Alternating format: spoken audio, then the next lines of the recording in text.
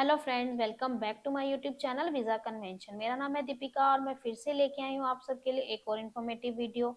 आज की इस वीडियो में हम डिटेल में डिस्कस करेंगे रोमानिया स्टडी वीज़ा के रिक्वायरमेंट्स के बारे में, बेनिफिट्स के बारे में, यहाँ पे कौन कौन से इंटेक्स अवेलेबल हैं, वीज़ा प्रोसेसिंग टाइम कितना है या फिर कोर्सेज कौन कौन से अवेलेबल हैं।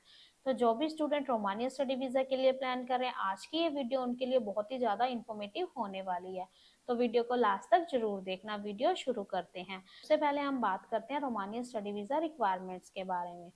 तो नंबर 1 पे हम बात करते हैं आपकी क्वालिफिकेशन की। अगर आप रोमानिया स्टडी वीजा के लिए अप्लाई करना चाहते हैं तो आपकी जो मिनिमम क्वालिफिकेशन है वो 12th होना जरूरी है। अगर आपने अभी तक 12th पास आउट नहीं करी है तो आप रोमानिया स्टडी वीजा के लिए अप्लाई नहीं कर सकते। नंबर 2, परसेंटेज या स्कोर। तो आपकी जो मिनिमम परसेंटेज या स्कोर है वो 60% होना जरूरी है। नंबर 3 है पासपोर्ट वैलिडिटी। अगर आपकी पासपोर्ट की वैलिडिटी 1 ईयर या इससे कम है तो आपको वीज़ा अप्लाई करते टाइम काफ़ी प्रॉब्लम फेस करनी पड़ सकती है और हो सकता है कि आपका वीज़ा भी रिफ्यूज़ हो जाए। तो इसलिए आपके पासपोर्ट की जो वैलिडिटी है कम से कम 1 ईयर की वैलिडिटी पेंडिंग होनी ज़रूरी है।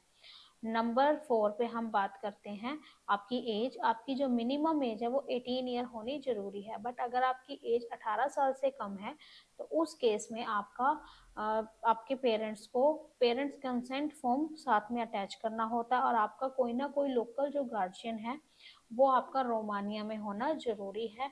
वो आपके फैमिली फ्रेंड हो सकता है, आपका रिलेटिव हो सकता है, वो कोई भी हो सकता है। ऐसा जरूरी नहीं है कि वो इंडियन ही हो वो पर्सन, वो बांग्लादेश, नेपाल, पाकिस्तान, किसी भी कंट्री से वो हो सकता है। नेक्स्ट बात करते हैं फाइनेंशियल डॉक्यूमेंट्स की।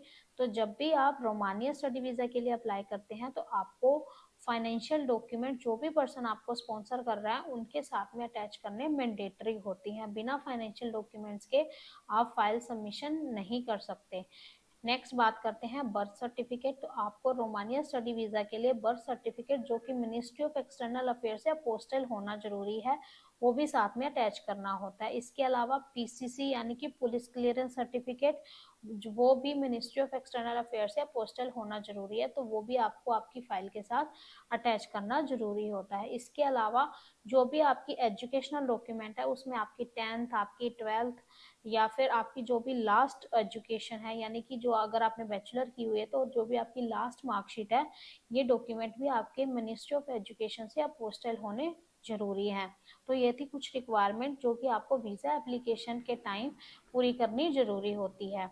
नेक्स्ट हम बात करते हैं बेनिफिट्स की। अगर आप रोमानिया स्टडी वीजा के लिए अप्लाई करते हैं तो आपको क्या क्या बेनिफिट्स मिल सकते हैं। Number 1, Schengen visa. तो जो भी वीजा इशू होगा वो आपको शेनेगन वीजा इशू होगा। इसके अंदर आप 29 कंट्रीज में बिना वीजा के एक कंट्री से दूसरी कंट्री में मूव कर सकते हैं।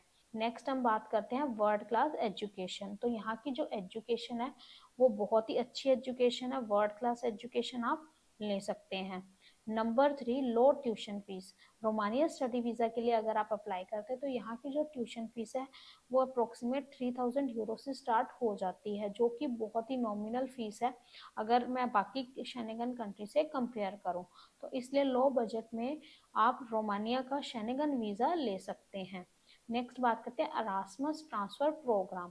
तो अगर आप रोमानिया स्टडी वीजा के लिए अप्लाई करते हैं तो आप ट्रांसफर एक्सचेंज प्रोग्राम के लिए भी एलिजिबल हो पाओगे। नेक्स्ट हम बात करते हैं विद और विदाउट आइल्स। अगर आपने आइल्स नहीं की हुई है, यानी कि आपके पास कोई भी लैंग्वेज टेस्ट नहीं है, तो भी आप रोमानिया स्टडी वीजा के अप्लाई करने के लिए एलिजिबल हो। नेक्स्ट हम बात करते हैं हाई वीजा सक्सेस रेट। जैसे कि आप सबको पता होगा 31 मार्च 2024 से ही रोमानिया शेनेगन में एंटर हुआ है, तो इसलिए इसका जो वीजा सक्सेस रेट है वो काफी ज्यादा हाई है।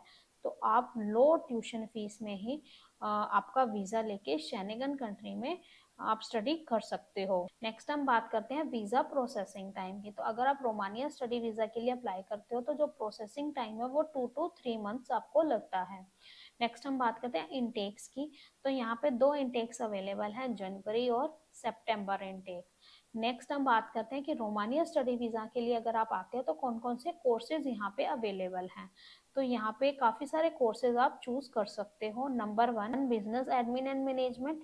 Number 2, tourism and hospitality. Number 3, engineering. Number 4, medical courses. और नंबर 5 स्पोर्ट्स कोर्सेज। तो ये थे रोमानिया स्टडी वीज़ा को लेके कुछ बेनिफिट्स, रिक्वायरमेंट्स, इनटेक्स कौन कौन से अवेलेबल हैं और कोर्सेज कौन कौन से अवेलेबल हैं। तो आई होप आपको आज के वीडियो इन्फॉर्मेटिव लगी होगी, और अगर आपको वीडियो अच्छी लगी हो तो चैनल को जरूर सब्सक्राइब करें, वीडियो को लाइक करें, शेयर करें और बेल आइकन को प्रेस करें। Thank you friends.